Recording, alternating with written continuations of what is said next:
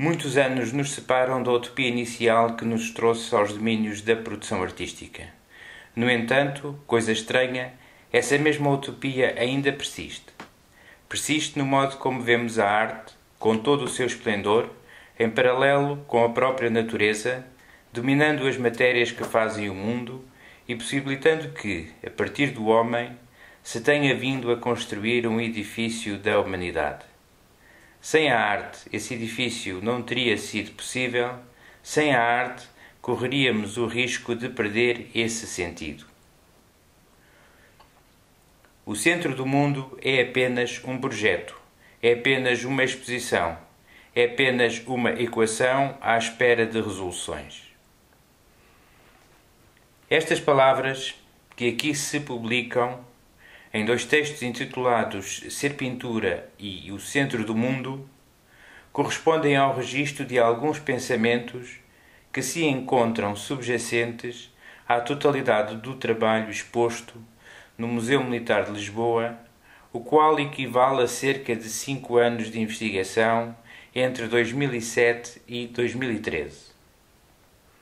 O primeiro texto, Ser Pintura, pode ser lido como uma declaração de princípios gerais que verificamos estarem sempre presentes desde o início da nossa atividade artística.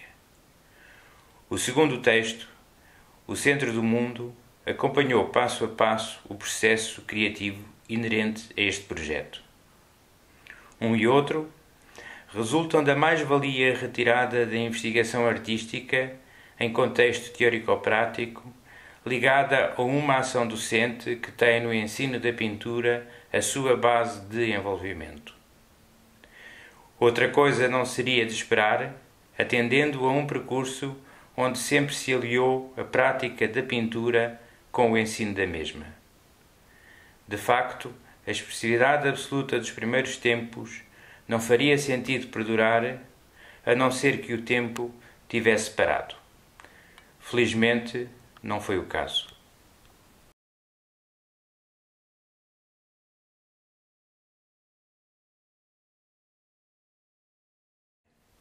Poderia não haver necessidade deste texto se sentíssemos que os princípios expressos corresponderiam a conceitos comumente aceites.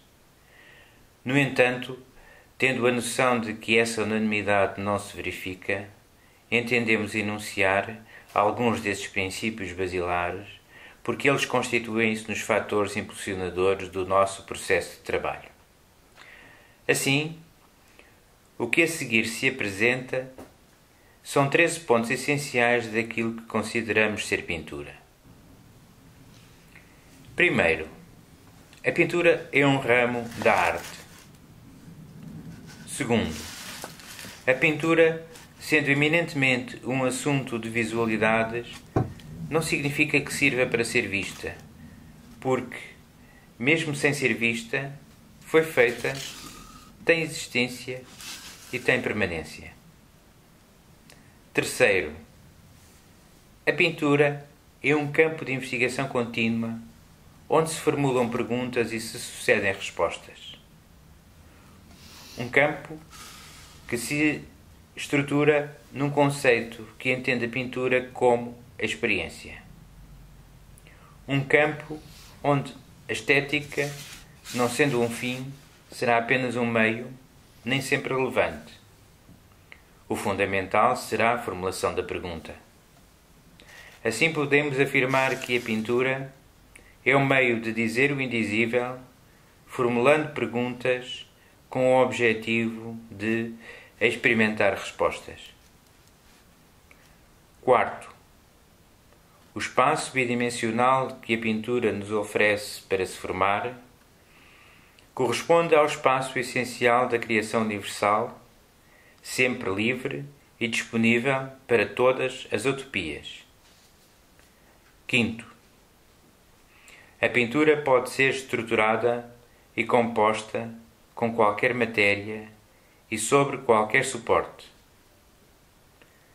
Sexto, a pintura é um meio que tem a capacidade para se apropriar de qualquer saber tecnológico, não sendo por conseguinte redutível a nenhum número limitado de médiuns ou formatos. Por isso, não corresponde nem ao óleo, nem ao acrílico, nem ao quadro, nem ao enquadramento, nem à imitação, nem à representação, nem à construção, nem à figuração, nem à abstração.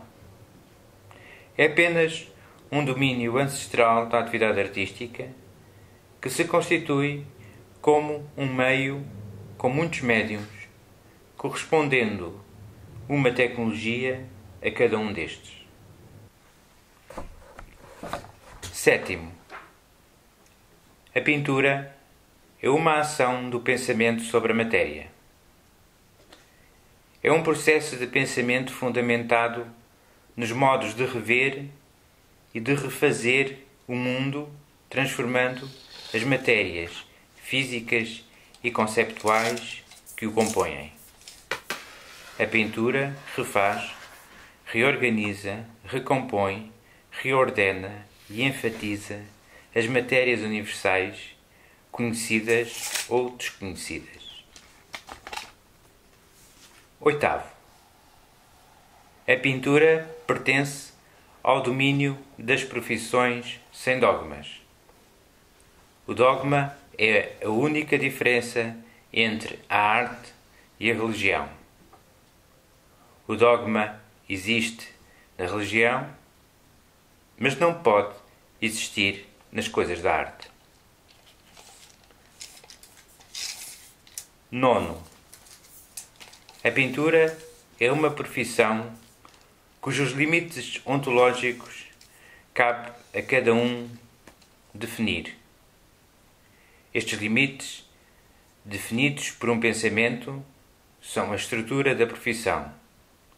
Só depois deste pensamento se definem os objetivos, se determinam os modos de operar e se tomam as opções em função das escolhas. Décimo, a função da pintura resulta apenas dos objetivos de cada pintor. Produzir inquietações e equacionar os sentidos das coisas são alguns dos nossos objetivos. 11º, a pintura, como toda a arte, podendo naturalmente ser consequência de alguns factos, é, sobretudo, a causa de muitos outros. É, pois, como coisa precedente que a consideramos. 12º, a pintura, como a arte, é um contribuinte essencial para o mapeamento da consciência da humanidade. 13º, a pintura, por estar integrada na área das artes, não garante que cada uma das obras produzidas no seu universo corresponda a uma coisa artística. Nem tampouco que cada um dos seus profissionais seja um artista. Estas classificações possuem um caráter meramente substantivo ou adjetivo da inteira responsabilidade do mundo exterior. A pintura identifica a arte como o seu principal objetivo.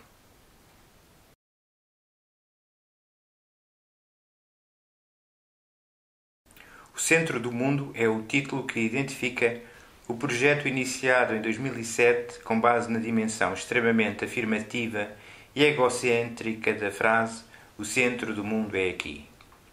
Como reação a esta frase, estabeleceram-se 4 linhas de pensamento em torno do museu, do mapa, do ícone e do stress, cada uma destas com diferentes pressupostos que no seguimento deste texto iremos clarificar.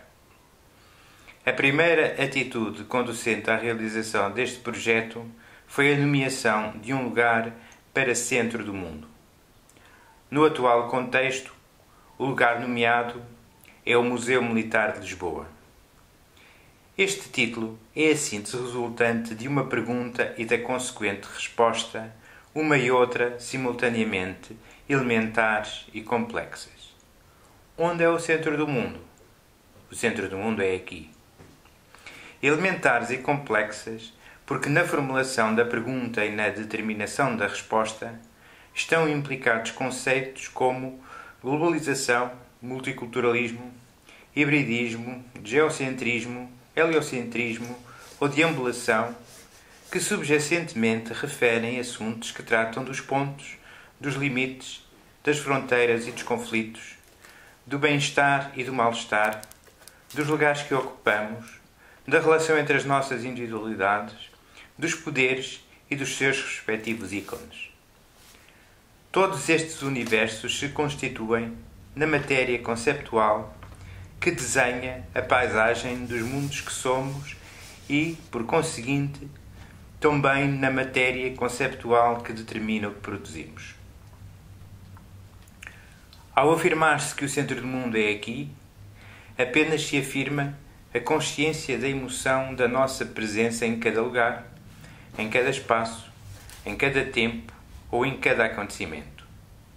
A vida e as emoções comandam a ordem das coisas, e estas coisas, tal como nós próprios, são feitas das matérias que têm como característica o facto de possuírem uma plasticidade infinita para se deixarem transformar naquilo que a nossa individualidade lhes ordenar.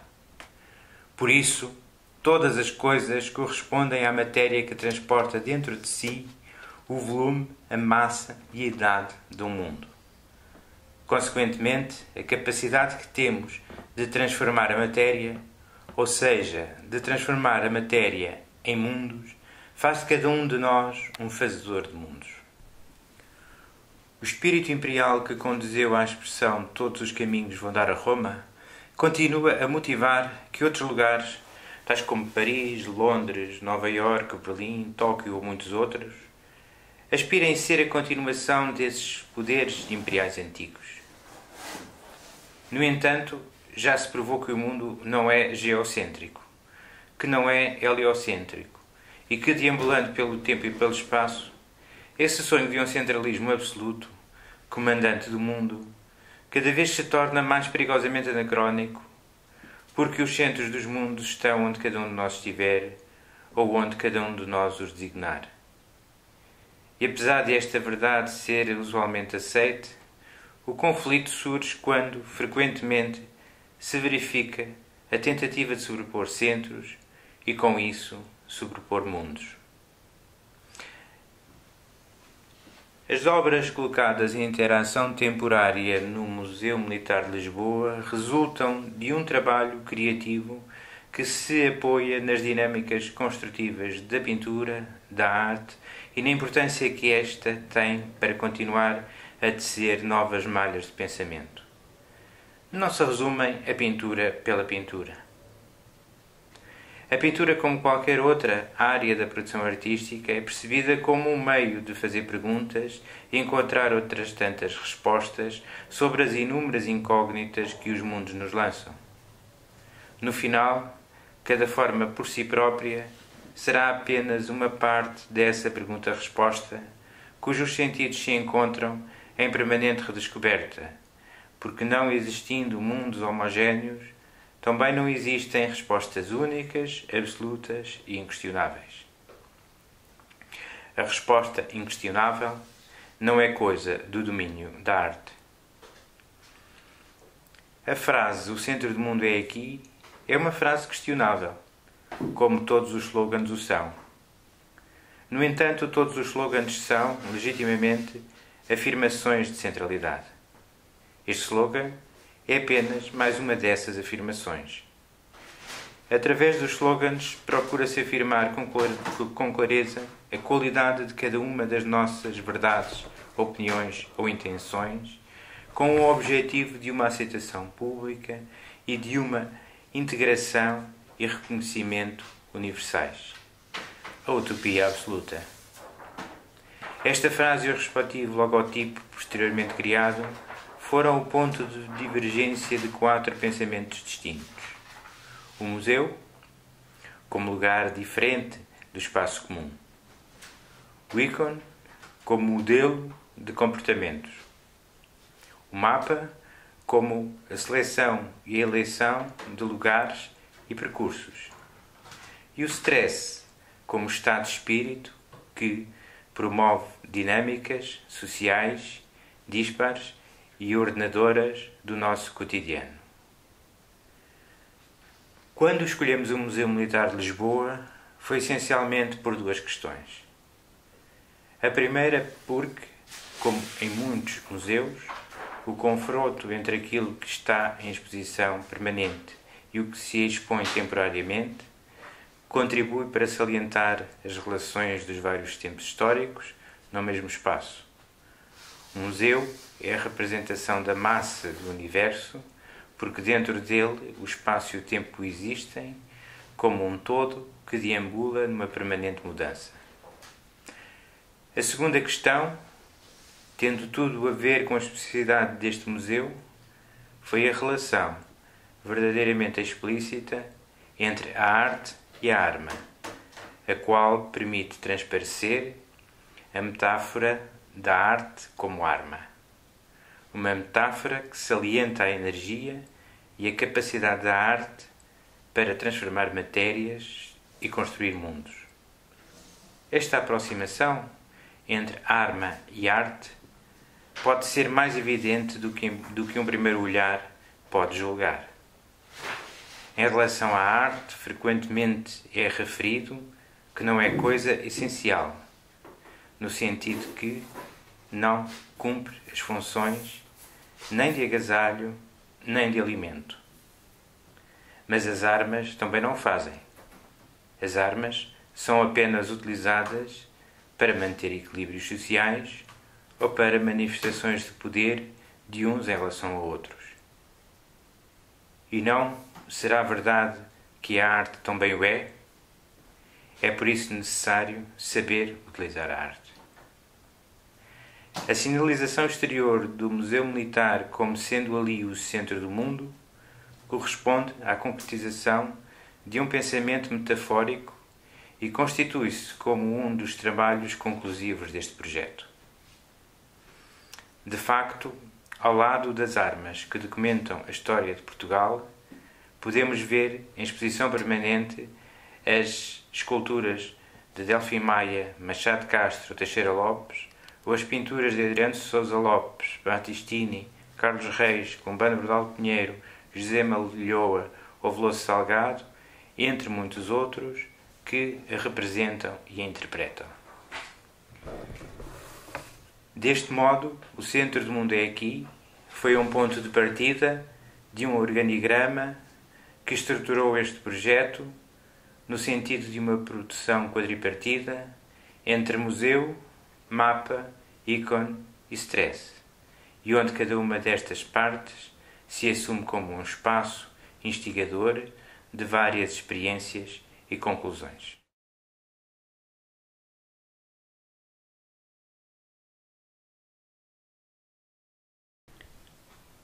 Ao longo do tempo, a produção de coisas tem sido imensa. Cada um de nós encontra argumentos que justificam, fundamentam e anseiam prolongar e conservar aquilo que fez e faz, que colecionou, selecionou, elegeu ou privilegiou. A tomada de consciência por parte da população sobre a importância da cultura e da arte faz que todos nos sintamos competentes para a sua realização, independentemente das particularidades de cada formação. Durante o século XX, a arte invadiu a sociedade e depois de Duchamp ou Picasso, todos somos artistas. A cultura e a arte tornaram-se fatores fundamentais na democratização do mundo moderno, civilizado, e o nome do artista ou o nome do autor tornou-se apenas uma exaltação dessa modernidade pós-renascentista. Mas esta exaltação deixou de significar a genialidade de uma presença concreta, artista ou autor, para se aproximar cada vez mais do conceito de marca, a qual oferece a garantia da qualidade e da verdade das coisas que sinaliza com o seu logotipo ou chancela. O homem tem uma dimensão temporal fixa, enquanto uma marca tem a dimensão que a sua aceitação determinar. A marca Walt Disney poderá ser um dos muitos exemplos que na atualidade se poderiam enumerar sem suscitar dúvidas sobre a sua relevância, contribuindo para a dimensão dos mais diversos produtos. A sua dimensão temporal, maior ou menor, depende apenas de estratégias produtivas e de lógicas de consumo global. Neste ambiente de diversidade produtiva, a criatividade e a arte são responsáveis por uma quantidade de coisas que solicitam uma solução. Sobre estas coisas que o tempo até ao século XX produziu e que o século XXI continua a produzir, o que fazer? Um museu? Um museu total? Também seria essa a nossa perspectiva. Mas de que modo? Um museu é um lugar reservado sobretudo a objetos. Os seus autores e as suas histórias virão depois. Os museus são muitas vezes utilizados como veículos de consagração, certificando quem é artista e o que é arte, sendo entendidos essencialmente como lugares de exposição que fomentam dinâmicas com o objetivo de disseminar conceitos intervenientes e atuantes no tecido social, sempre fundamentados em juízos de valor. O museu, ao mesmo tempo que procura veicular estas certezas, suscita também muitas outras dúvidas. Não sendo o museu unicamente um espaço de exposição, porque também acumula as funções da investigação e da conservação, a dúvida maior será como conservar a imensa produção artística contemporânea, desvinculando-o da obrigação de sujeitar esta a juízos de valor, uma vez que estes, apesar de corresponderem quase sempre a análises com vertentes muito lógicas, são ambíguos e efêmeros.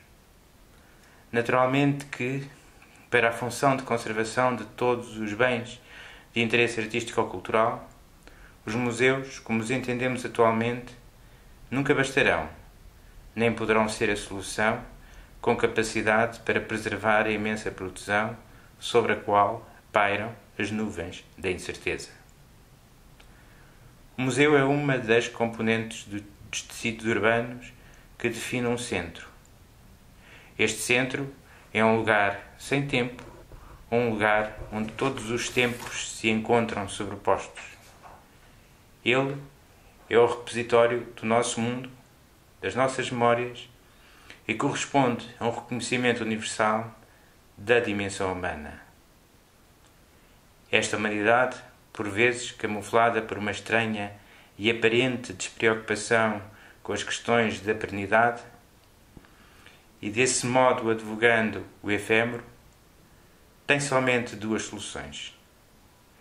A primeira, apocalíptica, corresponderá à erradicação, com fundamento no julgamento da sua certeza, de todas as obras sentenciadas como más, sem valor estético ou moral, sem valor artístico ou cultural. A segunda solução, privilegiando a legitimidade da dúvida e contrariando o apocalipse, corresponde à preservação de tudo, sem preconceitos e sem censuras. Na primeira solução, a sentença foi preferida para um mundo construído em função da dimensão globalizante dos poderes universalmente instituídos, com a pretensão de uma verdade única, de uma centralidade absoluta, de acordo com um pensamento ainda absurdamente geocentrista. Na segunda solução, permite-se que cada um construa o seu mundo, o seu centro, com todo o conhecimento entretanto acumulado, orientado apenas pela qualidade e dimensão individual do seu próprio juízo de valor, alheio a preconceitos e de acordo apenas com o pensamento. As certezas são poucas, as dúvidas são muitas e constantes. A casa das musas nos templos gregos, a Arca da Aliança, a Arca de Noé, as criptas, as pirâmides do Egito, ou as salas de dádivas de Esvotos, equivalem-se a conceitos que encerram diferentes pensamentos, diferentes verdades e diferentes princípios museológicos.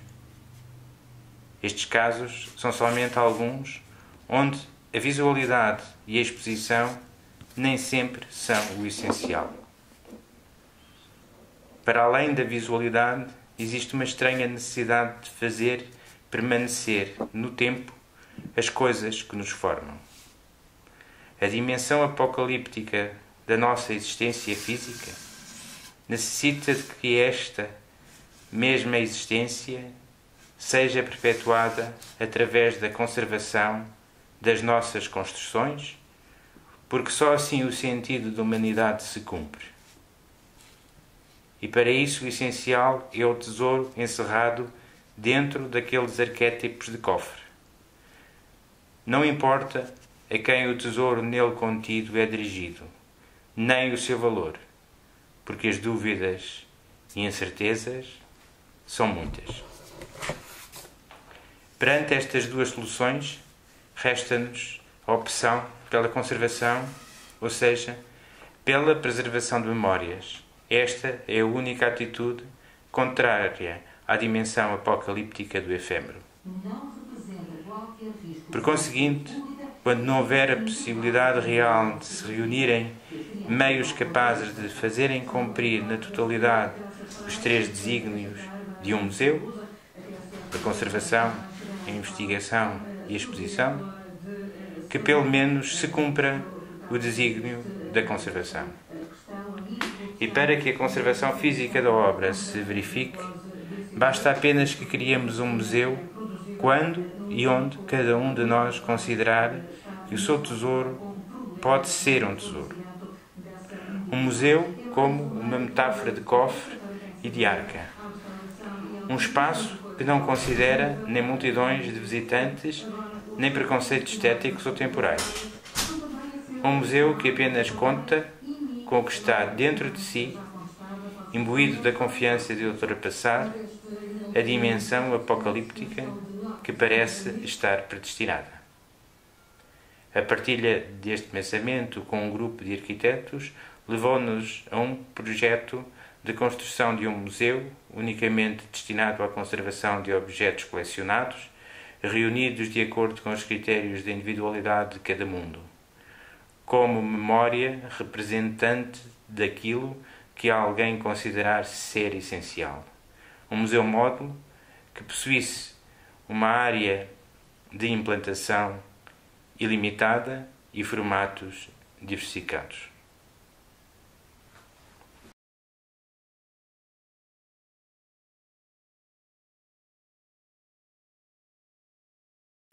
Um mapa representa lugares e percursos por mundos conhecidos, desconhecidos, reais, possíveis ou imaginados.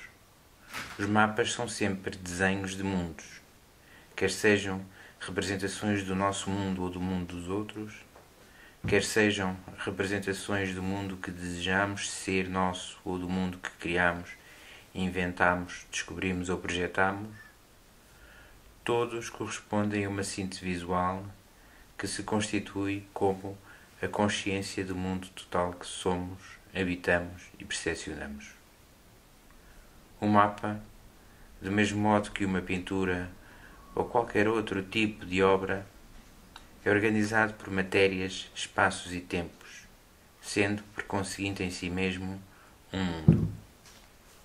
As obras que se produziram no decorrer desta dinâmica conceptual correspondem a construções pictóricas realizadas como se de mapas se tratassem. Mapas de pontos e lugares geograficamente assinalados através das suas coordenadas e também através das referências que tornam ou tornaram esses lugares especiais. Como se o nosso olhar se movesse pela razão do conhecimento e da descoberta e não apenas orientado pela visão retiniana.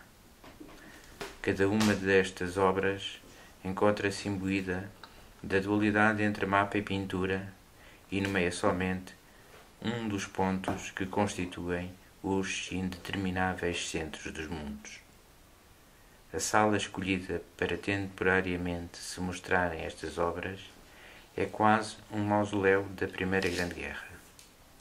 Cada obra de pintura ou escultura aqui presente, de Adriano Sousa Lopes a Veloso Salgado e a muitos outros, corresponde a uma cartografia de um pedaço da história.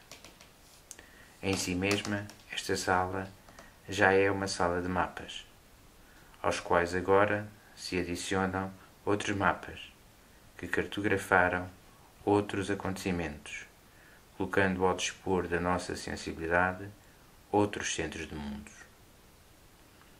Mas de que mundo se fala quando se fala do mundo? E de que centro se fala quando se fala do centro?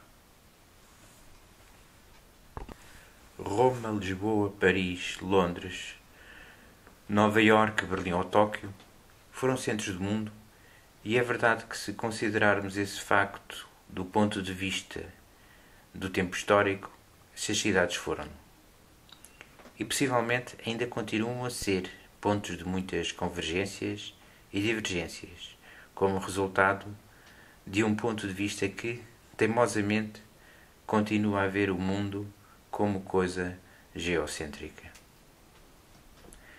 Era naqueles pontos que todos os caminhos se iniciavam e terminavam. Foram os lugares do raciocínio e da geometria, como se o mundo fosse linear, plano, bidimensional, homogéneo e estático. Porém, o mundo não é assim tão simples. Está repleto de diferenças sociais, culturais e geográficas. É uma massa deambulante pelo tempo e pelo espaço, e é composto por partículas simultaneamente simples e complexas. A omnipresença do centro gravitacional, que antes poderia justificar aqueles antigos centros do mundo, hoje não será suficiente para eles continuarem a reivindicar o atributo de centros do mundo únicos e remeterem os outros para o conceito de periferia. Os centros do mundo resultam somente enfatizações, de diversas ordens, feitas a partir de modos, de coisas, de lugares e de acontecimentos, de decisões e de intuições, com capacidade para convocarem atenções e poderem mesmo preceder acontecimentos. Os mapas e os mundos têm uma relação estranha, que se caracteriza por não sabermos quem nasceu primeiro, o mapa ou o mundo. Ou seja, entre a representação e o modelo, qual terá nascido primeiro? De imediato pareceria certo considerar-se que primeiro tivesse surgido o mundo, o modelo, e só depois se tivesse feito a sua representação em mapa. Mas todos sabemos que esta atitude contemplativa do mundo, e de existir, ver e representar, tão ao modo da cultura ocidental, não corresponde à realidade, porque as ideias nascem e são frequentes os casos em que primeiro se faz o mapa, o projeto, e depois se faz o mundo, a coisa. Como exemplo de um mapa que formalmente se representa como coisa pictórica, textura, cor, bidimensionalidade, capaz de alterar todo um sistema civilizacional, poderemos apenas referir a representação geológica das Ilhas Britânicas, feita por William Smith em 1815, e chamar a atenção para a enorme quantidade de consequências que gerou. O mundo, depois desta representação, ficou diferente. Os conflitos gerados com o desenho dos mundos são constantes e refletem sempre problemas de partilhas territoriais. Deste modo, é fácil perceber que o mapa é quase sempre uma coisa que precede. Antes de qualquer dinâmica, faz-se um mapa. Esta relação entre o que precede e o que sucede, à feitura de um mapa, foi o pensamento principal para viagens a lugares fisicamente desconhecidos, mas presentes na realidade do nosso universo cotidiano e a partir das quais se produziu um conjunto de mapas-pinturas. Este conjunto de obras foi desenvolvido com base em informações advindas por canais de diversas ordens. Estes lugares, em si mesmos, foram a matéria que ia adquirindo forma sem preocupações miméticas ou retinianas. Formas que apenas realçam, destacam e acentuam pontos que sobressaíram em algum momento através das janelas retinianas informativas do nosso tempo, televisão, internet, jornais, etc. São sinalizações de lugares que num determinado instante, por uma ou outra razão, passaram a ser centros de muitos mundos e de muitas atenções. Não correspondendo a nenhuma representação motivada pelo prazer de uma contemplação visual direta, nem motivado pelo prazer estético em si mesmo, estas obras correspondem, sobretudo, a experiências sobre o valor da intuição e da enfatização dos lugares.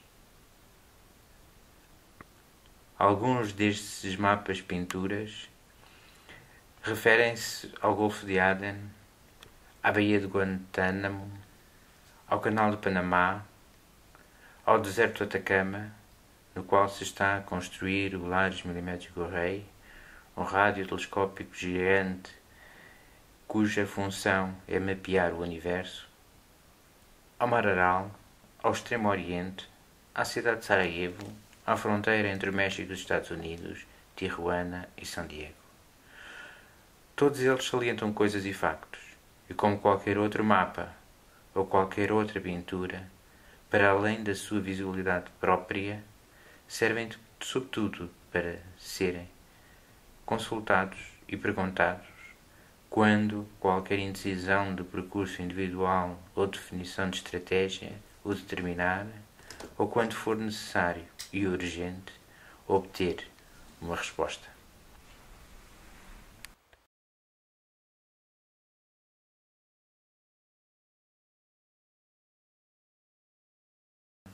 Fazer ícones, fazer imagens. Quando se faz a imagem de alguém, a quem pertence essa imagem? Ao que a fez ou ao que lhe emprestou o corpo? A terceira parte deste projeto centra-se no ícone, um termo que deriva do grego e cujo significado nos remete para uma imagem inserida na área da pintura religiosa cristã, que apresenta uma ou várias figuras sacras sobre um painel que, na globalidade da relação figura-fundo, possui um valor como objeto tornado corpo. A função desempenhada por estas imagens-corpos é de dois tipos. Uma é como testemunha, outra é como modelo de referência para comportamentos sociais. Como testemunhas, são representantes dos factos históricos. Como modelos de referência, correspondem a heróis que se disponibilizaram para serem transformados em ícones, nem que o sejam somente de um modo temporário. Por estas razões, os ícones são entidades estruturantes dos comportamentos sociais. Hoje, um herói, quer seja de origem divina ou profana, quer tenha correspondência num corpo físico concreto ou pertença à dimensão da imaginação ou da sinalética que atualmente preenche a paisagem natural, a urbana ou a paisagem que emana dos mais recentes meios de comunicação, constitui-se em modelo capaz de justificar as opções e os comportamentos de cada um dos grupos sociais que fazem parte das sociedades contemporâneas. Dos heróis, dos ídolos ou dos deuses, a única coisa que sobressai e que no final resta são os ícones, ou seja, as imagens das suas mitologias, transformadas em objetos com capacidade para sinalizarem dentro de si os valores irradiantes que os definem. É ainda por causa dos ícones que o caos adquire a ordem e a estabilidade desejáveis. Líderes religiosos e políticos, estrelas pop, atletas e variedíssimos autores, atores e personagens de cinema e da banda desenhada, passando ainda pelos inúmeros ícones gráficos que sinalizam e determinam o nosso cotidiano, todos se resumem à presença constante de heróis cuja imagem cumpre a função do referente com competência para introduzir ordem nos nossos mundos. Mas o total das obras desenvolvidas neste âmbito, e agora expostas no Museu Militar de Lisboa com o título de ícone, ao invés de se iniciarem a partir destes conceitos, iniciaram-se a partir de um pensamento um pouco diferenciado, cujo objetivo foi construir imagens-corpos sem haver a designação de nenhum herói para cada uma delas. Imagens-corpos disponíveis e abertas para todos os sentidos e para todos os heróis. Este pensamento resulta da desacralização e da desacreditação na centralidade absoluta dos heróis. O grande triunfo do século XX foi tornar possível e verificável e sem utopias que os heróis de cada um de nós somos nós próprios, ou seja, que o centro do mundo está dentro de cada um de nós. No entanto, este pensamento, este conceito, para que seja uma realidade transportável e transmissível para o futuro, apesar de ser uma evidência que uma mente aceite, necessita hoje, e cada vez mais, de que se tenha uma verdadeira consciência dele, por causa das conveniências dos poderes sempre desejosos de um centralismo absoluto e único. Porque, se não existir essa consciência, correr-se-á o risco de sermos apenas uma periferia de muitos outros heróis e de muitos outros centros desenhados por entidades abstratas, vazias e ausentes, cultivadoras de obscuridades. Nesta exposição, cada uma das pinturas corresponde a um universo de imagens-corpos onde a centralidade, o quadrado e o círculo são uma estrutura ordenadora fundamentada na seguinte equação. Se a um herói corresponde uma imagem, e se no final o importante é a sua imagem, por que não fazer-se primeiro a imagem e aguardar que posteriormente os heróis se aberem dela e a incorporem? São imagens pré-fabricadas, sem referência a quaisquer mitos e heróis, apenas à espera de um deles ou de nós mesmos. São estas imagens-corpos que se expõem no espaço quinhentista do Museu Militar de Lisboa, conhecido por Cabos Manuelinas, um espaço que passou de fábrica de armamento no século XVI a espaço museológico hoje, repleto de memórias e referências a heróis eternamente anónimos.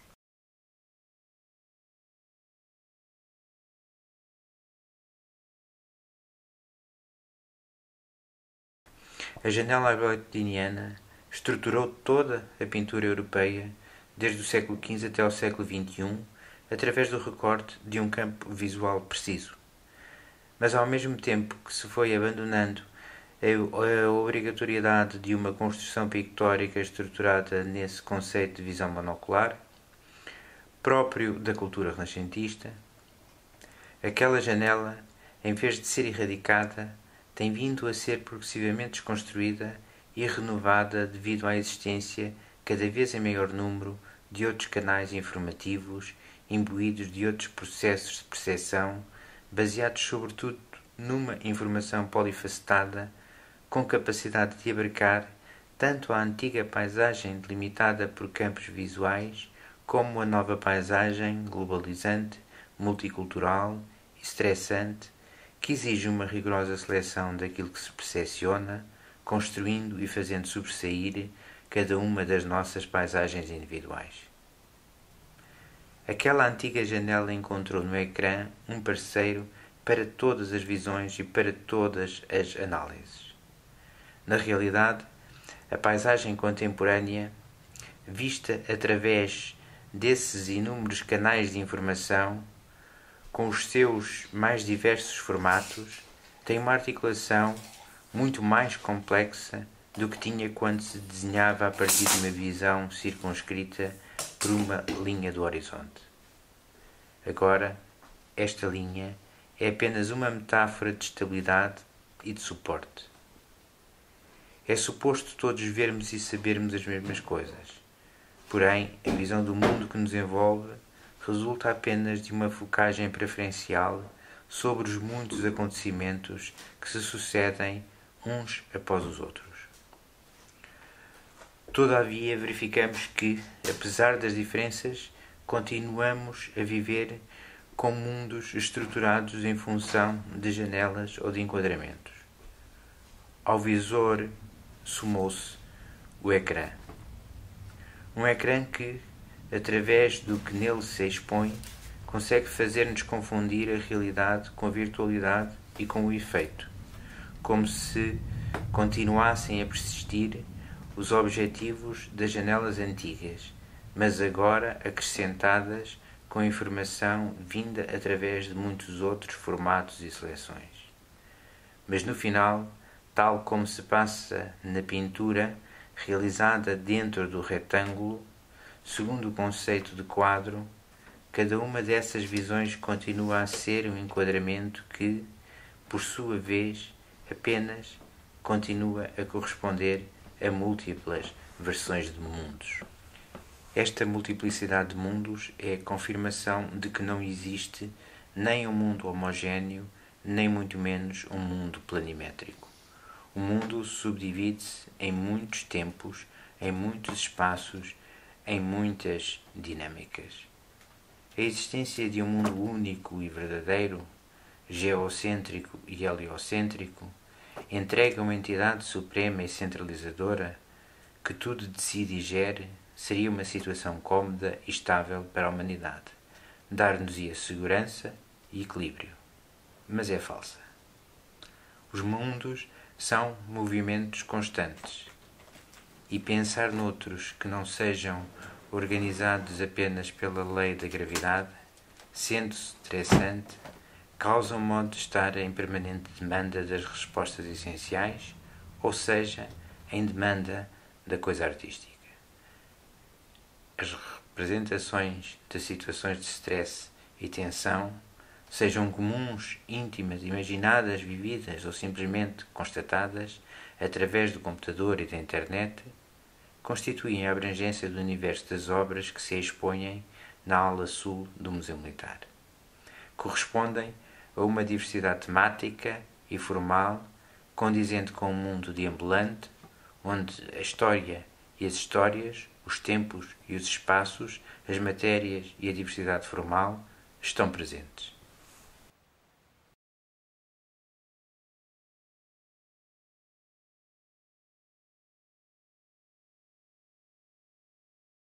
O que se referiu anteriormente não procura explicar os objetos expostos.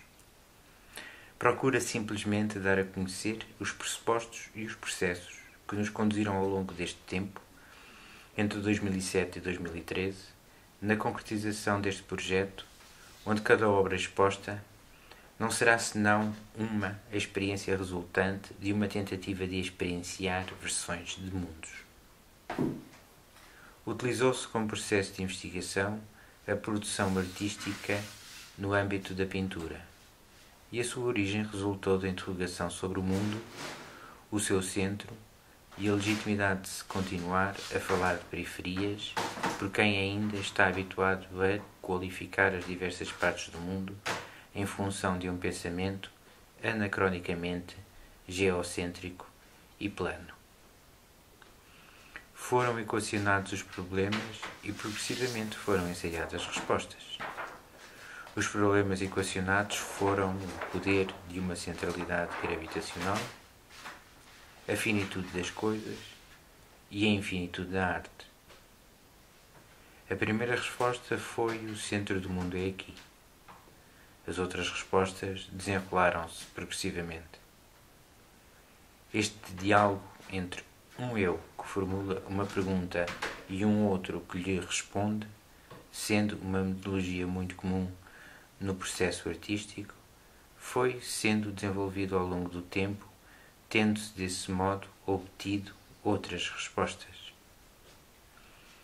O centro do mundo é o Museu da Memória, o centro do mundo é o mapa do lugar, o centro do mundo é o ícone da humanidade, o centro do mundo é o stress das dinâmicas. Estas 4 respostas quase se igualam a uma espécie de tetralogia, sem, no entanto, se identificar exatamente quais delas correspondem a tragédias e qual delas corresponde à sátira. Estas respostas conclusivas deram origem a 4 trabalhos que decidimos intitular Designar, porque correspondem a atitudes de nomeação, de espaços, de coisas e de pensamentos. Designar 1 corresponde à construção de um museu-módulo industrialmente reprodutível, envolvendo arquitetura, propriedade industrial e integrável em diversos ambientes, interiores e exteriores, apetrechado de meios de sustentabilidade que garantam um mínimo de manutenção. Designar 2 corresponde a um trabalho de arte pública com pendões que sinalizam o exterior do Museu Militar e o nomeiam como centro do mundo. Designar 3 corresponde a uma concepção gráfica de um panfleto para distribuição gratuita durante a exposição, no qual a Declaração Universal dos Direitos do Homem é o objeto que se nomeia como centro do mundo, numa exaltação clara e óbvia dos cânones de uma humanidade que se pretende ideal, ainda em construção, pós-homem vitruviano, que a segunda metade do século XX nos deixou. E finalmente Designar 4 corresponde a este objeto, livro, palavra, que acabou de ler e ouvir e que se constitui como uma velatura final de um percurso.